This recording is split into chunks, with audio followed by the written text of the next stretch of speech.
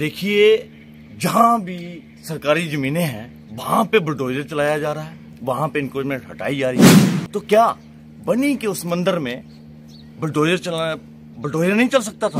हमारे बुलडोजर बाबा यूपी में इंक्रोचमेंट हटा रहे हैं, यहाँ जम्मू में सरकारी जमीनों पे पीला पंजा चल रहा है। तो क्या प्रशासन बनी के उस मंदिर में, धर्मस्थल में यहाँ इंक्रोचमेंट हुई है, वहां पर पीला पंजा नहीं लगा सकता? क्या वो तहसीलदार, जो रेवेन्यू के तहसीलदारों ने इंक्रोचमेंट की है, क्या वो इतने पावरफुल हैं? क्या उनके पीछे किसी नेताओं का हाथ है या किसी का दबाव है? प्रशासन उन तहसीलदारों का ऊपर, जो मंदिर की जमीनें हैं जहां पे तहसीलदारों ने इंक्रोचमेंट की है, यहाँ पे लोगों ने इंक्रोचमेंट की है धर्मस्थल पे, वहां बुलडोजर क्यों नहीं चल सकता है? ये मेरा प्रशासन से एक सवाल है कि जहां पे हर जगह गरीब की, यहां भी इंक्रोचमेंट करता है गरीब, वहां पे हटाया जा सकता है, बुलडोजर चलाया जा सकता है, तो बन्नी के नरसिंह जी महाराज मंदिर के बीच में पीला पंजा क्यों नहीं चलाती हमारी एडमिनिस्ट्रेशन? ये सवाल करता है प्रणव शर्मा। किराए की बात ठीक है, लेकिन क्या पीला पंजा सिर्फ गरीब के लिए ही चलता है? क्या इन 59 बंदों के ऊपर, मंदिर की भूमि के ऊपर जो अवैध कब्जे किए गए हैं, क्या उसके ऊपर पीला पंजा चलाने में हमारी एडमिनिस्ट्रेशन को कोई दबाव? एक बार मेरा फिर इंटरव्यू कवर किया। आज जो मैं बताने जा रहा हूँ, ये एक नरसिंह जी महाराज टेम्पल का केस था, जो आपने ही सबसे पहले हंगर स्ट्राइक हुई थी जब बनी में, तो आपने ही कवर किया था, और आज फिर आपने मौका दिया मुझे स्टूडियो में आने का। तो मैं ये बताना चाहता हूँ आपको कि 2013 का एक केस था नरसिंह जी महाराज टेम्पल बनी का, जिसमें क्या हुआ था कि 2013 में एक मेरे पास एप्लीकेशन आई। मैं करप्शन रिलेटेड केसेस देखता हूँ, मैं रेडिकेशन of corruption anti corruption society के एक स्टेट जनरल सेक्रेटरी हूँ। पंडित जो एक care taker of the temple थे, मोहतम मंदिर थे, पुजारी थे, उन्होंने ही 25 कनाल 12 मरले की भूमि जो थी इलीगल तरीके से बेच दी थी अपने फाइनेंशियल गेन्स के लिए। तो इसके मैं आवाज़ उठाता गया कि ये कैसे बिकी, ये कैसे एक हो सकता है कि धर्मस्थल जो हैं हमारे, जो सनातन की भूमि है, हमारे मंदिरों की भूमि है, ये कैसे एक पंडित जो एक मोहतम मंदिर है वो कैसे बेच सकते हैं? तो जैसे छानबीन बढ़ती गई मेरी, जैसे मैंने करप्शन केसेस को हैंडल करता रहा, तो इसमें पाया गया कि जो रेवेन्यू ऑफिसर थे, इसमें सबसे पहले तो रेवेन्यू ऑफिसर्स ने ही वो इंक्रोचमेंट की हुई थी, जिसमें 4 तहसीलदार। यहाँ पे बताया जाता है हमारी सरकारें, हमारी एडमिनिस्ट्रेशन जो है वो अवेयरनेस कैंप्स लगाती हैं कि करप्शन फ्री इंडिया करेंगे, करप्शन हटाएंगे, ड्रग फ्री इंडिया करेंगे, तो करप्शन फ्री इंडिया करेंगे। तो यहाँ तो रेवेन्यू ऑफिसर्स ने ही करप्शन की है। तो आवाज़ उठाता गया, कभी डीसी साहब के पास, कभी डिप्टी साहब के पास, कभी चीफ सेक्रेटरी साहब के पास, कभी पुलिसिंग के पास, जहां मुझे लगा कि यहाँ पे मुझे न्याय मिलेगा। ये करप्शन हो रही थी धर्म स्थल में, रेवेन्यू ऑफिसर्स ही इंक्रोचमेंट कर रहे थे। तो पाया गया, जब मैं इनके पास जाता था तो मुझे जस्टिस नहीं मिल रहा था। 2013 से सर आज 12 साल हो गए। मुझे उम्मीद थी कि मैं एक दिन केस जीतूं, क्योंकि ये सत्य की बात थी, ये धर्म की बात थी। जो इसमें सर 59 हाउसेज बन गए। देखिए, मंदिर की जमीन पहले तो बिकती नहीं है, बेची गई, ठीक है। उसके बाद अगर हम मानते हैं एग्रीकल्चर लैंड के लिए दे सकते हैं, रहने वाने के लिए, इसमें हाउसेज बने सर, ट्रिपल स्टोरी हाउसेज बने, और उसमें टेम्पल की जमीनों में कंस्ट्रक्शंस नहीं हो सकती थी, इलीगल बिल्डिंग्स बनाएगी। प्रशासन, उस समय का प्रशासन सामने देख रहा था। जब मैं 2013 से बता रहा हूं कि प्रशासन ये हो रहा है, तो प्रशासन क्या कर रहा था?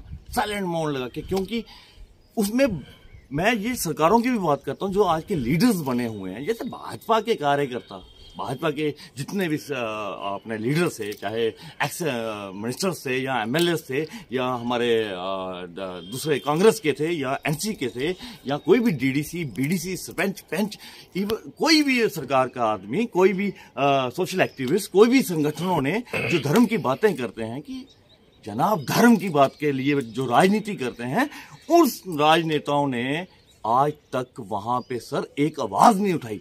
सामने करप्शन होती गई, सामने इलीगल बिल्डिंग्स बनती रही, और भाजपा के वो कार्यकर्ते, भाजपा वो जो नेता वोटों की बातें करते हैं, जो बातें करते हैं धर्म स्थलों की, जो बातें करते हैं धर्म के नाम की राजनीति करने वाले, तब वो कहाँ थे? तब वो कहां थे जब एक लड़का करप्शन के रिलेटेड बात कर रहा था? जो राइट बनता था सरकारों का, जो राइट बनता था वहां के लीडरों का, जो लीडर्स वोट की राजनीति करते हैं, सामने बोल रहा हूं उनको कि जो वोट मांगने आते हैं लीडर्स की, हमें वोट दीजिए, हम ये करेंगे, हम करप्शन हटाएंगे, हम गरीब की मदद करेंगे, वो कहां थे तब? कि भाजपा सरकार ने उस समय उस कृष्ण भगवान के लिए आवाज क्यों नहीं उठाई? उनके कार्यकर्ताओं ने क्यों नहीं उठाई? उनके जो मिनिस्टर्स जो थे, जो भी एमएलए थे, उन्होंने उस मंदिर को न्याय क्यों नहीं दिया? मैं सर अकेला लड़का मंदिर के साथ खड़ा रहा। इसमें मुझे ऑफर्स, पैसे का ऑफर आया, 50,000 रुपये ले लेकर तहसीलदार ने किसी के थ्रू मेरे को मैसेज भेजा कि सब इस लड़के का मुंह बंद करवा दो, 50,000 रुपया, लाख रुपए दे। लेकिन मैंने मंदिर का साथ नहीं छोड़ा। लोगों ने मुझे बोला कि तुझे क्या मिलेगा इससे?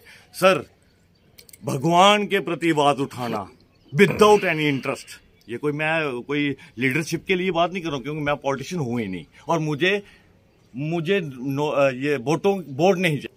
थैंक्स करता हूं हमारे प्रदीप डिप्टी कमिश्नर सर, बन्नी आए सर, बन्नी उनका 3 दिन का दौरा था, और डॉक्टर हिकेश मिनास जी और एसडीएम बन्नी जी ने मंदिर में आए, पूरी एडमिनिस्ट्रेशन आई, पूरे लोग वहां पे इकट्ठे हुए, इवन पंडित को भी बुलाया गया। और पंडित जी महाराज देखिए साफ साफ झूठ बोल रहे थे। पंडित जी बोलते हैं कि मैं 80 रुपये सालाना, साल का 80 रुपये किराया लेता हूँ। जब डीसी साहब ने पूछा कि भाई तुम किराया कितना लेते हो? 80 रुपये महीना लेते हो, 80 रुपये साल का? तो सामने 80 रुपये का इन्होंने बोला। पंडित जी मोहतमंदर लेखराय पादा जी ने, सन ऑफ दीवानचंद, उन्होंने बोला कि 80 रुपये लेता हूँ।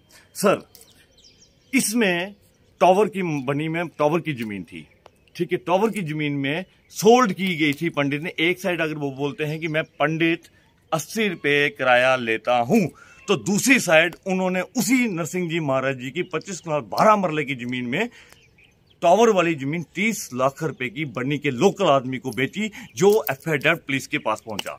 मैं थैंक्स करता हूं प्रदीप एसएचओ साहब का, थैंक्स करता हूं डीजीपी साहब हमारे जो आए हैं, और एसएसपी साहब जो हमारे कठुआ में हैं, उन्होंने बहुत अच्छा काम किया, बहुत अच्छा तरीके से काम कर रहे हैं। एफआईआर लगी है पंडित के ऊपर, और उन तहसीलदारों को सम्मन पे सम्मन निकाल रही है पुलिस, लेकिन आज तक वो तहसीलदार पुलिस स्टेशन नहीं आए। मेरा कहने का ये तात्पर्य है, कहने का मतलब ये है, क्या प्रशासन उन तहसीलदारों को सजा नहीं दे सकता जिन्होंने अनलॉफुल एक्ट किया? इंक्रोचर्स ही तहसीलदार थे। 4 तहसीलदारों के ऊपर क्या प्रशासन अपने रेवेन्यू डिपार्टमेंट पे आज तक एक्शन क्यों नहीं कर पाया? यह मेरा सवालिया निशान बनता है इनके ऊपर। क्या गरीब के लिए, क्या गरीब आदमी के लिए ही प्रशासन अपना दिखाता है, कि प्रशासन लॉ दिखाता है? तो क्या रेवेन्यू ऑफिसर उन 4 तहसीलदारों पे आज तक डिपार्टमेंट इंक्वायरी क्यों ना हुई? आज तक उन 4 तहसीलदारों को कटघरे में क्यों नहीं बुलाया गया? आज तक इन्वेस्टिगेशन क्यों नहीं हो पा रही है उनके? सर, क्राइम है, करप्शन है। मेरी एक रिक्वेस्ट और है एसएसपी साहब, डीजीपी साहब, और जितने भी मुझे लोग सुन रहे हैं एसएचओ बनी के साथ और डिप्टी कमिश्नर सर के साथ, क्योंकि सर एक ऐसे हैं जिन्होंने बताया है, कि जिन्होंने प्रूव कर दिया है कि करप्शन डॉक्टर मिनास साहब के टाइम में नहीं चलेगी। डीसी साहब का मैं थैंक्स करता हूं कि ऐसे ऑफिसर्स, ऐसे एसएसपी साहब, ऐसे एसएचओ जो ईमानदार, और ऐसे एसडीएम बनी जो बैठे हैं, ऐसे ईमानदार ऑफिसर्स होंगे तो कोई भी करप्शन करेगा बख्शा नहीं जाएगा। मेरी प्रशासन से फिर अपील है, जो तहसीलदार हैं जिन्होंने इलीगल इंक्रोचमेंट्स की, जिनकी आज तक बिल्डिंगें हैं, उन्होंने लीज भी करवाई थी, उनमें से किसी तहसीलदार की लीज थी, उनमें से गिरदौरी हुई। टेम्पल लैंड में जहां धर्म की बात होती है, टेम्पल लैंड के बीच में अगर पंडित ने बेची जमीन, किराए पे देता है अगर, तो फिर उसने गिरदौरियां क्यों करवाई? यह मेरा सवालिया निशान है। उसके बाद लीज क्यों करवाई गई? यह मेरा सेकंड सवालिया निशान है। क्या मंदिर की जमीनें बेची जाती हैं? क्या मंदिर की जमीनें अगर किराए पे देता है पंडित, तो गिरदौरी क्यों करवाई गई? थैंक्स करता हूं आज उन डीसी साहब का, अपने ओपी भगत जी का, जिन्होंने डायरेक्शन दी थी पुलिस को एफआईआर लगाने के लिए। मैं थैंक्स करता हूं राहुल यादव जी का, जिन्होंने ऑन द स्पॉट आके नल एंड वाइट किया था रिकॉर्ड, क्योंकि ऐसे ऑफिसर्स चाहिए। देश में करप्शन तब तक नहीं हटेगी जब तक ऐसे हॉनेस्ट अफसर डिप्यूट नहीं होंगे। और प्रणव शर्मा अपनी टीम के साथ, अपनी सोसाइटी के साथ खड़ा है, उस मंदिर के साथ खड़ा है। जहां जहां मंदिरों की मंदिरों धर्म स्थलों में गलत होगा, वहां प्रणव शर्मा आवाज उठाएगा, उठाता आया है, उठाएगा और उठाता रहेगा। धर्मस्थल है, यहाँ ये इंस्टीट्यूशंस हैं, मस्जिद, गुरुद्वारे, ये जो हमारे मंदिर हैं, यहाँ पे इबादत पूजा की जाती है। और हमारे सनातन धर्म में जो भी ऐसी करप्शन करेगा, प्रणव शर्मा यहाँ भी होगा, आवाज उठा। तो डिप्टी कमिश्नर सर ने वहां पे आके ये बोला कि वहां पे जो है एक कमेटी बनाई जाएगी, ऑफिशियल कमेटी होगी, जिसमें अपने एडमिनिस्ट्रेशन होगी और लोकल्स भी होंगे। तो उसका क्या होगा कि पीडब्ल्यूडी का एक रेंट लगाया जाएगा। उसमें अनाउंस करके गए हैं सर कि पीडब्ल्यूडी असेसमेंट करवाएगी और जो भी किराया लगेगा वो एक ऑफिशियल अकाउंट होगा, मंदिर का अकाउंट होगा, उसमें ही पैसा डिपॉजिट होगा। तो उसमें क्या सर ने ये भी बोला कि जो लोग किराया नहीं देंगे तो उनको वो बिल्डिंगें खाली करनी पड़ेगी। बहुत अच्छा स्टेप लिया सर ने, क्योंकि मंदिर में कुछ आएगा, मंदिर में किराया आएगा, भव्य विशाल मंदिर, जैसे राम मंदिर बना वैसे बनी में विशाल मंदिर भव्य बनेगा।